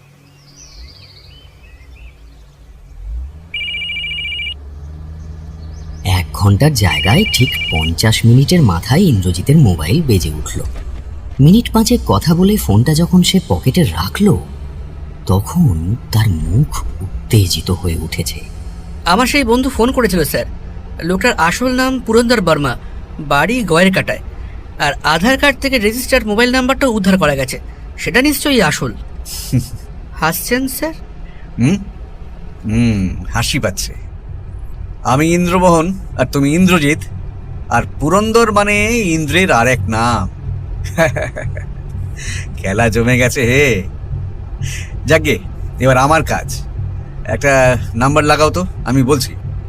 নাম্বারটা সেভ করে রেখো আগে। নাম হলো জয়ন্ত বাগচি। ইন্দ্রমোহন মোবাইল হাতে নিয়ে বললেন, হ্যালো, জোড়াবাগান থানা, জয়ন্ত বাগচি আছেন? আরে জয়ন্ত বাবু, আপনি? আমি ইন্দ্রমোহন খাসনবিশ, চিনতে পারলেন? হ্যাঁ, ভালো আছি। জয়ন্ত বাবু, একটা কাজ আছে। আমি বর্তমানে নর্থ বেঙ্গলে আছি। একটা মোবাইল নাম্বার দিচ্ছি, লোকেট করতে পারবেন এই মোবাইল ব্যবহারকারী এখন কোথায়? হ্যাঁ, একটু আর্জেন্ট আছে, লিখে নিন। হ্যাঁ, ভালো আছি। হ্যাঁ, ওই একটা মার্ডার কেসের কারণে আমাকে জানান, কেমন? রাখছি। মিনিট 25 বাদে ইন্দ্রজিতের মোবাইল আবার বেজে উঠল। জয়ন্ত বাগচির ফোন। সব শুনে ইন্দ্রমোহন বললেন, বুঝলে ইন্দ্রজিৎ, পুরন্দর মহোদয় এখন দার্জিলিংয়ে গিয়ে সেধিয়েছে, তিনচুলের কাছাকাছি কোনো একটা গ্রামে। জয়ন্ত তোমার মোবাইলে লোকেশন পাঠাচ্ছে বলল। অলরেডি পাঠিয়ে দিয়েছে স্যার। বাহ, এবার আর একটা নাম্বার ডায়াল করো আর লোকেশনটা এই মোবাইলে সেন্ড করো। আর হ্যাঁ, এই নাম্বার আর নামটাও সেভ করে রাখো, অভিনব গুরুং, দার্জিলিং পুলিশ। ইন্দ্রমোহন ফের মোবাইল হাতে নিয়ে বললেন, হ্যালো অভিনব, চিনতে পারছিস? আরে আমি ইন্দ্রমোহন রে। এখন কোথায়? সেই কাশিয়াঙি? বাহ, শোন, নিজেদের কথা পরে হবে, একটা দরকারি কাজ আছে। তোর মোবাইলে একটা মোবাইল নাম্বার থেকে একটা লোকেশন যাচ্ছে, দার্জিলিংয়ের লোকেশন। এক বেটা ঘুঘু গা ঢাকা দিয়েছে সেখানে, দেখ তো খুঁজে বের করতে পারিস কিনা। নাম হলো পুরন্দর বর্মা। না না, এখনই পাকড়াও করতে হবে না, জাস্ট একটা ডাউট ক্লিয়ার করছি, জেনে জানা এই মোবাইলে, কেমন? ফোন ফেরত দিয়ে ইন্দ্রমোহন বললেন, চলো ইন্দ্রজিৎ, ফেরা যাক, এখানকার কাজ শেষ। তুমি শুধু কালই তোমার আর্টিস্ট ফ্রেন্ডকে নিয়ে এসে ছবিটা আঁকিয়ে নিও। আর হ্যাঁ, বিনি পয়সায় নয়, আই উইল পে হিম। কি দরকার স্যার, আমার বন্ধু। ইন্দ্রজিৎ, ফ্রিতে করা কাজ কখনো নিখুঁত হয় না, মনে রেখো। ঝিল পাহাড়িতে ফিরে প্রথমেই ইন্দ্রমোহন গেলেন থানায়। লাহিড়িবাবু তখনও আসেননি। একজন কনস্টেবল জানালো লাহিড়ি স্যারের পেট আপসেট। কি আর করা যাবে? ইন্দ্রজিৎ কন্ট্যাক্ট লিস্টের একটা কপি বের করে ধরিয়ে দিলেন ইন্দ্রমোহনের হাতে, সঙ্গে পোস্টমর্টেম রিপোর্টের একটা কপি এবং পালবাবুদের জবানবন্দির একটা কপি। একটা নাম্বার বলছি, কথা বলো তো। আর হ্যাঁ, এর নাম্বারটাও সেভ করে নিও, আমার বন্ধু ওঙ্কারনাথ বাগচি। আজকের পরে এর মোবাইল থেকেই তোমার সঙ্গে কন্ট্যাক্ট করব। গোপী, আমি ইন্দ্র। শোন, এই নাম্বারটা সেভ করে রাখ, ঝিলপাহাড়ি থানার সাব ইন্সপেক্টর ইন্দ্রজিৎ মণ্ডলের। না, এখনো কিছুই হয়নি, মাথাটা জ্যাম হয়ে আছে। বাড়ি ফিরে খেয়েই আমি বিছানায়, ডিস্টার্ব করিস না। অরবিন্দজিকেও বলে দিস, আমাকে একেবারে শুরু থেকে ভাবতে হবে রে। রাত 11টা নাগাদ ওঙ্কারনাথের মোবাইলে ইন্দ্রজিতের ফোন এলো। বেশ কিছুক্ষণ কথা বলে মোবাইল ফেরত দিয়ে ইন্দ্রমোহন সামান্য হেসে বললেন, অভিনব কাজের কাজটা ঠিক করে ফেলেছে। একটা আশার আলো পাচ্ছি গোপী, কিন্তু তার জন্য কাল একবার আমাকে দৌড়োদৌড়ি করতে হবে। তোর গাড়িটা লাগবে, তোকেও লাগবে। কোথায় এখনই জানতে চাস না, সবটাই ডিটেকশন অ্যান্ড ডিসেকশনের খেলা। পরদিন সকালে প্রাতরাশের টেবিলে বসে ইন্দ্রমোহন বললেন, পেট ঠেসে খেয়ে নে গোপী, এরপরে অনেকক্ষণ কিন্তু পেটে কিছু নাও পড়তে পারে। নে, একবার ইন্দ্রজিৎকে ফোন করতো। হ্যালো ইন্দ্রজিৎ। হ্যাঁ, সুপ্রভাত। কোথায় আছো? থানায়? আচ্ছা, লাহিড়িবাবু এসেছেন? আরে বাহ, ওনাকে একবার দাও। হ্যাঁ লাহিড়িবাবু, শুনুন, একটা কাজ আছে। আপনি এখনই ইন্দ্রজিৎকে নিয়ে মৃগেন্দ্র ভিলায় যাবেন। হ্যাঁ, এখনই গিয়ে জিজ্ঞেস করবেন পাল অ্যান্ড ফ্যামিলি কবে ভুটান গিয়েছিল। ও, জিজ্ঞেস করেছিলেন? কবে? 11ই সেপ্টেম্বর। তাহলে যে হোটেলে বা হোমস্টেতে উঠেছিল তার ঠিকানা? নিশ্চয়ই হোটেলের ক্যাশ মেমো ওদের সঙ্গেই এখনো আছে। আর যদি বলে হারিয়ে গেছে, তাহলে হোটেলটার নাম আর লোকেশন জিজ্ঞেস করে দেবেন। তারপর ডিটেলসটা ইন্দ্রজিৎকে বলুন আমাকে পাঠাতে। হ্যাঁ, না না, এখনো তেমন কিছু স্পষ্ট নয়। Have patience mister Lahiri, see you সুন।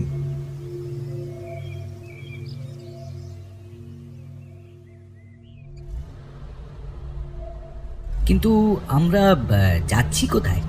তোর সেই সাব ইন্সপেক্টর ছেলেটি যে ঠিকানাটা পাঠালো, সেখানে? কোনো জবাব দিলেন না ইন্দ্রমোহন। তাদের গাড়ি জয়গা পার হয়ে ফোনশেলিংয়ে পা দেওয়ার মিনিট কুড়ির মধ্যেই হোটেলটা বের করে ফেললেন ওঙ্কারনাথ। হোটেল দেখে ইন্দ্রমোহন তো হাঁ। আরে, এ তো সেই ঠিকানা, সেই হোটেল। অবশ্য ঠিকানাতে সারভানা হোটেল, ভুটান স্টোর কমপ্লেক্স দেখেই তখন থেকে তার একটু চেনা চেনা মনে হচ্ছিল। নামটা মনে হচ্ছিল আগে কোথায় যেন শুনেছেন। একটু ভাবতেই মনে পড়েছিল, ফোনশেলিংয়ের এই হোটেলটায় মহাল বাড়ির রহস্য উদ্ধার করতে গিয়ে মিসেস হাজরাকে খুঁজতে তিনিই অভিনব আর দয়াশঙ্কর এসেছিলেন, যার সামনের লনে দাঁড়ালেই বহু দূরে পাহাড়ের মাথায় সেই গুমখাটা নজরে আসে। মাই গড! আজ যাত্রা শুরুর থেকেই ইন্দ্রমোহনের মনে একটা আশঙ্কা ছিল। সঙ্গে ইন্দ্রজিতের পুলিশ জিপও নেই। হয়তো মহামায়া ফ্যাশন স্টোরের মতো এই হোটেলের ম্যানেজারও বেঁকে বসবে। কিন্তু ইন্দ্রমোহন হোটেলের রিসেপশনে এসে দাঁড়াতেই পেছন থেকে আওয়াজ পেলেন, আপনি? সেই মূর্তিমান ম্যানেজার, মুখ গম্ভীর। ইন্দ্রমোহন মনে মনে হাসলেন। দাদা চিনতে পেরেছে তাহলে। আবার কোনো খুনটুন নাকি? আরে না, একদম ঘাবড়াবেন না, একটা ইনফরমেশন নিয়েই চলে যাব। আপনি শুধু রেজিস্টার দেখে বলুন তো, গত 11ই সেপ্টেম্বর শুভেন্দু পাল বা অর্ধেন্দু পাল বা কেয়া পালের নামে কোনো বুকিং ছিল কিনা? একটু পরেই গাড়িতে চড়ে বসলো দুজনে। ইন্দ্রমোহনের ভ্রু মারাত্মক কুঁচকে গেছে, বেজায় গম্ভীর দেখাচ্ছে তাকে। ওঙ্কারনাথ কিছু জিজ্ঞেস করার সাহস পেলেন না। রাস্তায় একটা হোটেলে ঢুকলেন দ্বীপ্রাহরিক আহার সারতে। ওঙ্কারনাথ বললেন, এই না, তোর ইন্দ্রজিৎ ফোন করেছে। ওঙ্কারনাথের থেকে ফোনটা এক প্রকার কেড়ে নিয়ে হোটেলের সামনের ফুটপাথে এসে দাঁড়ালেন ইন্দ্রমোহন। কিছুক্ষণ কথা বলে টেবিলে ফিরে গিয়ে ইন্দ্রমোহন বাঁ হাতে ডান হাত দিয়ে একটা ঘুষি মারলেন। আরে হলো কি রে? পরে বলবো, তুই তাড়াতাড়ি লাঞ্চ সেরে নে, আমার গলা দিয়ে এখন আর নামবে না। আমি বাইরে দাঁড়াচ্ছি। ধুর তো লাঞ্চ, চল আমিও পরে খাবো। একটা থ্রিলিং ব্যাপার ঘটতে যাচ্ছে, বুঝতে পারছি। ইন্দ্রমোহনের নির্দেশে ওঙ্কারনাথের গাড়ি এসে থামল মৃগেন্দ্র ভিলার সামনে। বাইরে পুলিশের জিপ দেখে ইন্দ্রমোহন বুঝতে পারলেন তার নির্দেশে মিস্টার লাহিড়ী আর ইন্দ্রজিৎ আগেই চলে এসেছে সেখানে। দোতলায় উঠে আসতেই দেখলেন তার আন্দাজ সত্যি। 5টা চেয়ার অধিকার করে বসে আছেন বিনোদ লাহিড়ী, ইন্দ্রজিৎ, শুভেন্দু পাল, অর্ধেন্দু পাল আর কেয়া দেবী। আর দাঁড়িয়ে আছেন 3 জন কনস্টেবল। ইন্দ্রমোহন ঘরে ঢুকতেই অর্ধেন্দু চেঁচিয়ে উঠলেন, কি হচ্ছেটা কি? আমাকে যেতে দেওয়া হচ্ছে না কেন? আমি জানতে চাই। কোথায় যাবেন অর্ধেন্দু বাবু? কতবার বলতে হবে? তখন থেকেই তো এদেরকে বলছি আমার স্নান হয়নি, স্নানটা সেরে আসি। কিছুতেই যেতে দিচ্ছে না, বলছে উঠলেই নাকি গুলি করবে। এত সোজা? একজন মানুষ স্নান করেনি, খায়নি, তাকে গুলি করা যায়? আপনিই বলুন। একেবারেই নয়, স্নান খাওয়া হলেই তবে গোলাগুলির প্রশ্ন আসে। আমি আপনার স্নানের ব্যবস্থা করে দিচ্ছি, একটু অপেক্ষা করুন। হতাশ ভঙ্গিতে চেয়ারে গা এলিয়ে দিলেন অর্ধেন্দু। এই সময় ঘরে অরবিন্দজির আবির্ভাব হলো। সবার দিকে একবার চোখ বুলিয়ে নিয়ে ইন্দ্রমোহন বললেন, প্রথমেই আসি পুরন্দর বর্মার কথায়। পুরন্দর বর্মা কে সেটা? বলছি। প্রথমেই জানিয়ে রাখি, শুভেন্দুবাবুর বাড়িতে প্রথম যিনি ভাড়া চাইতে এসেছিলেন, মানে সেই মহিলা, তিনি হিসেবের বাইরে, তার সঙ্গে এই কেসের কোনো সম্পর্ক নেই। এবার দ্বিতীয়, তিনি হলেন পুরন্দর বর্মা, যিনি বারবার আধার কার্ডের উপর কম্পিউটারের কারিকুরি করে কখনো শ্রীকান্ত মিশ্রা, কখনো অনির্বাণ রায়, ছবিটাও ঝাপসা করে রেখেছিল যাতে পরিষ্কার চেহারাটা না ধরা পড়ে।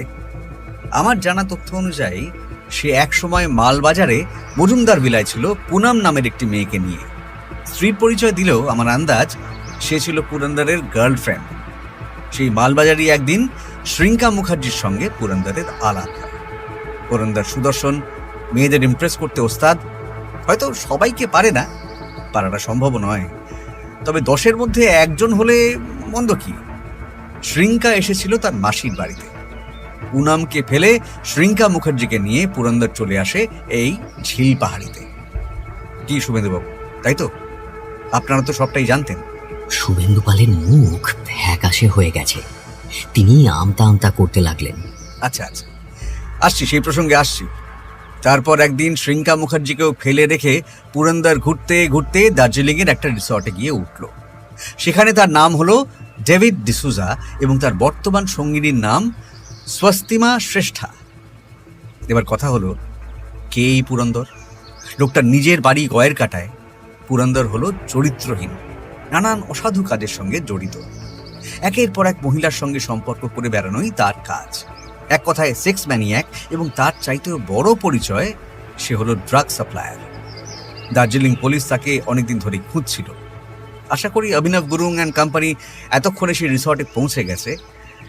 যাকে পুরন্দরের কাজ ছিল প্রেমিক সেজে কিছুদিন কাটানো, তারপর হয় প্রচুর টাকা দিয়ে মুখ বন্ধ করে দেওয়া, নয়তো সেই মেয়েটির অশ্লীল ছবি দেখিয়ে ভয় পাইয়ে কেটে পড়া। আমার স্নানের ব্যাপারটা? পাগলামিটা বন্ধ করুন অর্ধেন্দু। সরি, পাগলামির অভিনয়টা।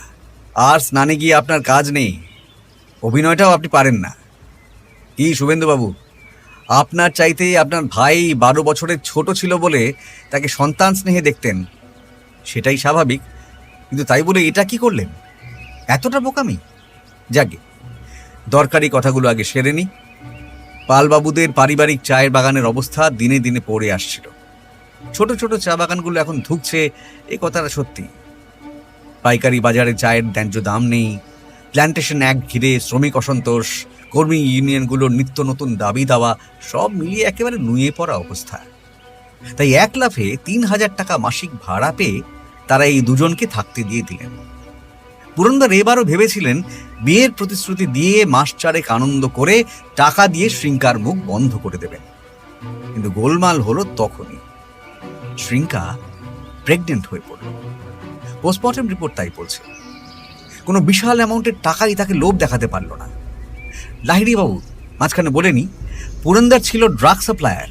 নিশ্চয়ই ড্রাগ এজেন্টদের নতুন টার্গেট হলো এই এই এই ঝিল পাহাড়ি। আপনি এবার কোমর বেঁধে নেমে পড়ুন, এখনই শিকড় ওপড়াতে না পারলে পরে বটগাছ হয়ে যাবে।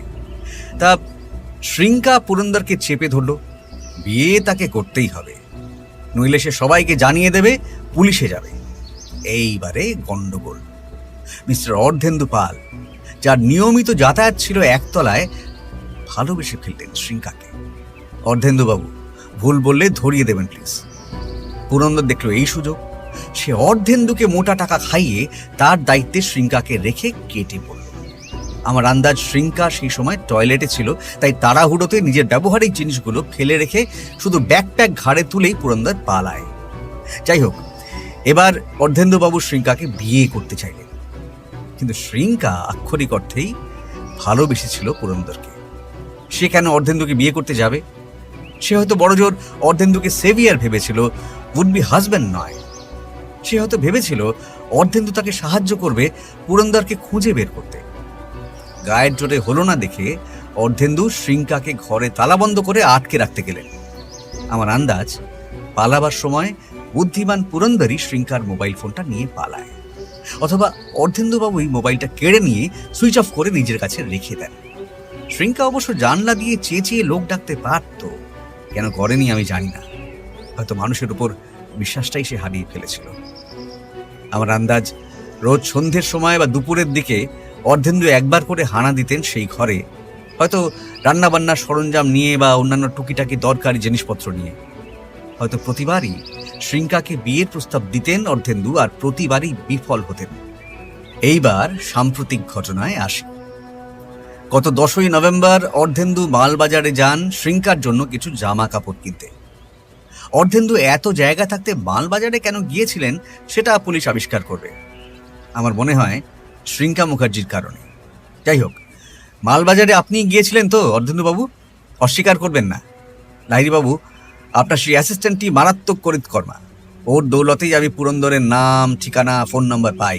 আবার আমি যখন ভুটান থেকে আজ সকালে ফিরছি, তখন ইন্দ্রজিৎই ফোন করে জানায় মহামায়া ফ্যাশন স্টোরের স্টাফদের বর্ণনা অনুযায়ী আর্টিস্ট যে ছবিটা এঁকেছে সেটা আসলে এই অর্ধেন্দু পালের। মোটা, কালো, ঝাঁটার মতো গোপ। হয়তো অর্ধেন্দুবাবু সেদিন আরও কিছু কিনেছিলেন, আরও ড্রেস মেটেরিয়াল বা মেয়েদের সাজবার জিনিসপত্র। অর্ধেন্দুবাবু, আপনার অভিনয়ের মতো মেয়েদের সম্পর্কে আপনার ধারণাটাও নেহাতি কাঁচা। আপনি পুরন্দর বর্মার কাছে মেয়ে ফুসলানোর গল্প শুনে ভেবেছিলেন ব্যাপারটা অ্যাজ সিম্পল অ্যাজ ওয়াটার। কিন্তু আপনি পুরন্দর বর্মা নন, অতএব আপনার সব চেষ্টা বিফলে গেল। আপনি ভালো রাখতে জানেন, তাই না? এবার চেষ্টা করলেন ভালো ভালো রান্না করে খাইয়ে মেয়েটার মনটাকে হাসি খুশি রাখতে। কি হাস্যকর। চলে আসি 13ই সেপ্টেম্বরের ঘটনায়। আপনি শ্রীঙ্কার ঘরে বসে দরজা ভেজিয়ে তার সঙ্গে গল্প করতে করতে কোনো সবজি কাটছিলেন। কেমন? পুলিশ রিপোর্টে অন্তত সেসব কাটা সবজির চিহ্ন পাওয়ার কথা আছে, চোখেও দেখেছিলাম আমরা। সম্ভবত আপনি টের পাননি শ্রীঙ্কা কোন ফাঁকে পায়ে চপ্পল গলিয়ে কোনো শব্দ না করে ব্যাগ কাঁধে দরজা খুলে বেরিয়ে যাওয়ার চেষ্টা করছে। এই চুপিসারে পালানোর ব্যাপারটা আমার মাথায় আসে যখন আমি একদম প্রথম থেকে আবার ভাবতে বসলাম। মনে করে দেখুন মিস্টার লাহিড়ী, প্রথম দিনে ঘরে ঢুকেই আমরা দেখেছিলাম টেবিলে ছড়ানো সব পুরুষালী সামগ্রী। সে না হয় পুরন্দর ফেলে পালিয়েছে, কিন্তু একটা মেয়ে ঘরে থাকলে তার জিনিসপত্র তো থাকবে। এইখানে আমার মনে হয় শ্রীঙ্কা পালানোর প্ল্যান করছিল একদিন দুদিন ধরেই, তাই তার সব জিনিসপত্র আমরা তার ব্যাগের ভেতরে পাই। অর্ধেন্দুবাবু, আপনার মাথার দোষ নেই ঠিকই, কিন্তু আপনি আসলে বদরাগী। আপনি নিমেষে ব্যাপারটা টের পেলেন এবং ছুরি হাতে নিয়েই লাফিয়ে উঠে তাকে আটকাতে গেলেন। অ্যাট দ্যাট মোমেন্ট হাতাহাতিতে ছুরিটা গভীরভাবে শ্রীঙ্কার গলার নলি কেটে বেরিয়ে গেল। সে দরজার সামনেই পড়ে যাচ্ছিল। আপনি তৎক্ষণাৎ তাকে ধরে নিয়ে টেনে হিচড়ে বিছানায় নিয়ে এসে শুইয়ে দিলেন। অর্ধেন্দুবাবু, আমি অন্তত এটা আন্দাজ করছি যে আপনি ইচ্ছাকৃতভাবে খুনটা করেন। অর্ধেন্দু পাল দুহাতে মাথার চুল খামচে ধরলেন। শুভেন্দু পাল এতক্ষণ চুপ করে বসেছিলেন, এইবার তিনি উঠে দাঁড়ালেন। All absurd. খুনটা হয় 13 তারিখ, আর আমরা ফুটসিলিং যাই 11-তে। সেটা জানেন আপনি? মিস্টার লাহিড়ী, খুনটা কবে হয়েছিল সেটা শুভেন্দুবাবুকে আপনি বলেছেন? না, একেবারেই না। তাহলে শুভেন্দুবাবু, আপনি যদি দুদিন আগেই বাড়ি ছেড়ে চলে যান, তাহলে জানলেন কি করে কবে এক্স্যাক্টলি খুনটা হয়েছে? মানে লোকজনের আলোচনায়। তাই? লোকজন পেলেন কোথায়? আপনারা যেদিন এই বাড়িতে ফিরে এলেন তারপরে আর বাড়ি থেকে বেরোননি, পুলিশের বারণ ছিল। আরো শুনুন, আপনারা ভুটান স্টোর্স কমপ্লেক্সের ভেতরে একটা হোটেলে ওঠেন। হোটেলের নাম আপনি জানিয়েছিলেন। আমি নিজে সেই সার্ভানা হোটেলে গিয়েছিলাম, আর ওদের রেজিস্ট্রারে শুভেন্দু পাল অ্যান্ড 2 আদার্স কথাটা লেখা আছে 14 তারিখের পাশে। সেদিন কি হয়েছিল শুনবেন? আপনার আদরের ভাইটি কুকর্মখানি সেরে ভীষণ ভয় পেয়েছিলেন। সেটাই স্বাভাবিক। আপনার ভাই তো আর প্রফেশনাল মার্ডারার নন। তিনি এক দৌড়ে আপনার কাছে এলেন, অকুস্থলে তার হাওয়াই চপ্পল ফেলে রেখে। তখন আপনি বুদ্ধিটা বের করলেন। পরদিন সকালে মোস্ট প্রবাবলি ভোর হওয়ার আগেই বাড়ি ছেড়ে সপরিবারে চলে গেলেন। আপনি জানতেন একদিন বডি পচে গন্ধ ছাড়বে, তখন পাড়ার লোক পুলিশ ডাকবে, তখন আপনারা ভাজা মাছ উল্টে না খেতে পারার মতো মুখ করে ফিরে আসবেন, আর সব দোষ যাবে পুরন্দর ওরফে শ্রীকান্ত মিশ্রার ঘাড়ে। আপনি যতই ভাইকে পাগল সাজান আর যতই গোয়েন্দা গল্প পড়ুন, ক্রিমিনোলজি ব্যাপারটা আলাদা লেভেলের। শুভেন্দুবাবু, মার্ডার ওয়েপেনটা কোথায় লুকিয়েছেন? বাগানের জঙ্গলের মধ্যে? শুভেন্দুবাবু আর কোনো জবাব না দিয়ে দুহাতে মুখ ঢাকলেন। বলবেন না? বেশ, তাহলে পুলিশ সেই কথা বের করুক, আমার কাজ শেষ। কিন্তু অর্ধেন্দু আর শ্রীঙ্কা মুখার্জির মধ্যে রিলেশনটা আপনি কখন কিভাবে টের পেলেন? তার ক্রেডিটও আপনার অ্যাসিস্ট্যান্টের। শ্রীঙ্কা মুখার্জির কন্ট্যাক্ট বুক থেকে যে কটা নাম উদ্ধার হয় তার মধ্যে একটা নাম আমায় টেনেছিল, কেয়া মাইতি। কেয়া দেবী, আপনার বিয়ের আগে টাইটেল মাইতি ছিল তো? কেয়া দেবী হতবুদ্ধির মতো তাকিয়ে রইলেন। তাহলে ঠিকই ধরেছিলাম। যে সিম কার্ডটা অর্ধেন্দু ব্যবহার করত সেটা তার বৌদির বিয়ের আগেকার। তো লাহিড়ী বাবু, তাহলে? ইন্দ্র, সাবধান! সেকেন্ডের ভগ্নাংশে ইন্দ্রমোহন শুধু চোখের কোণ দিয়ে টের পেলেন অর্ধেন্দু একটা প্রমাণ আকারের ছুরি নিয়ে তার উপরে লাফিয়ে পড়তে যাচ্ছে। দুটো গুলির শব্দ, ঘর ভরে উঠল বারুদের গন্ধে। বিনোদ লাহিড়ীর হাতে ধরা পিস্তলের সরু নলের ভেতর থেকে তখন সরু ধোঁয়া উঠছে। অব্যর্থ লক্ষ্যে তিনি অর্ধেন্দুর হাতের কবজি গুঁড়িয়ে দিয়েছেন। সে এখন মাটিতে শুয়ে কাতরাচ্ছে, আর তাকে ঘিরে ধরেছে 3 জন কনস্টেবল। ইন্দ্রমোহন এগিয়ে এসে লাহিড়ীর হাত চেপে ধরলেন। Thanks a ton mister Lahiri, you are my saviour. Thanks again. Omkarnath আর ইন্দ্রমোহন গাড়িতে চড়ে বসার আগেই এসে উপস্থিত হলেন বিনোদ লাহিড়ী আর ইন্দ্রজিৎ। অরবিন্দজি দাঁড়িয়েই ছিলেন। লাহিড়ী বললেন, আপনি ঠিকই বলেছিলেন, মার্ডার ওয়েপেন মানে ছুরিটা বাগানেই পাওয়া গেছে। আরে শুভেন্দু পালকে সামান্য কচলাতেই বেরিয়ে এলো। একটা জবা গাছের নিচে পোঁতা ছিল। আশা করি জানা যাবে যে ওর গায়ে লেগে থাকা শুকনো রক্তের নমুনাটা শ্রীঙ্কা মুখার্জিরই। শুধু একটাই রিকোয়েস্ট, আমি চাই না কোনো কেসেই আমার নাম ছড়িয়ে পড়ুক। ঝিল পাহাড়িতে তো নয়। এই কেস সমাধানের সব ক্রেডিট মিস্টার লাহিড়ীর। কিন্তু মিস্টার লাহিড়ী, আমি মাথা খাটালেও এই ইন্দ্রজিৎ কিন্তু আমাকে চমকে দিয়েছে। ভবিষ্যতে একজন দক্ষ পুলিশ অফিসার হয়ে ওঠার সব গুণ ওর আছে। রিটায়ার করার আগে ওকে রেকমেন্ড করতে ভুলবেন না। কি বলে আপনাকে ধন্যবাদ জানাবো আমি ভেবেই পাচ্ছি না। কেন, শোধবোধ তো সেদিনই হয়ে গেল লাহিড়ী বাবু। আমি আপনার ক্যারিয়ারে একটা সামান্য দাগ রাখতে দিলাম না মাত্র, আর আপনি যে আমার পুরো জীবনটাই বাঁচিয়ে দিলেন। তাছাড়া আমার মতো একজন সত্য অনুসন্ধানের কাজ অপরাধীর দিকে আঙুল তুলে দেখিয়ে দেওয়া, আমি সেটাই করেছি। এবার আপনার কাজ পাল ফ্যামিলির পেটে খোঁচা মেরে সব আসলগুলো বের করে নিয়ে আসা, কেস সাজানো, কোর্টে তোলা, পানিশমেন্ট দেওয়া, কত কাজ। মনে রাখবেন, অর্ধেন্দু কাজটা করলেও ওর দাদারও কিন্তু সমর্থন ছিল। সত্য গোপন করা আর অপরাধীকে সাহায্য করাটাও কিন্তু একটা অপরাধ। আপাতত ইন্দ্রমোহন আর ওঙ্কারনাথ গাড়িতে বসে আছেন। কিছুক্ষণ আগে কথা হয়েছে সন্মোহর সঙ্গে। ইন্দ্রমোহনের মনটা বেশ ভালো আছে এখন। গাড়ি ছুটে চলল ডুয়ার্সের ঘন অরণ্যের অভিমুখে।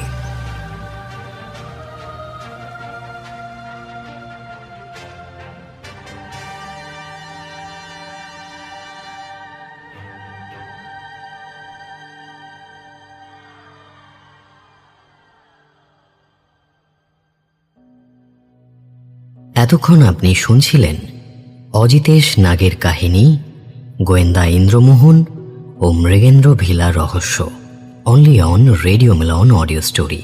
গল্পটি ভালো লেগে থাকলে অবশ্যই লাইক এবং শেয়ার করবেন, এবং আরও নতুন নতুন গল্প শোনার জন্য সাবস্ক্রাইব করতে ভুলবেন না আমাদের official YouTube channel radio Milan audio story.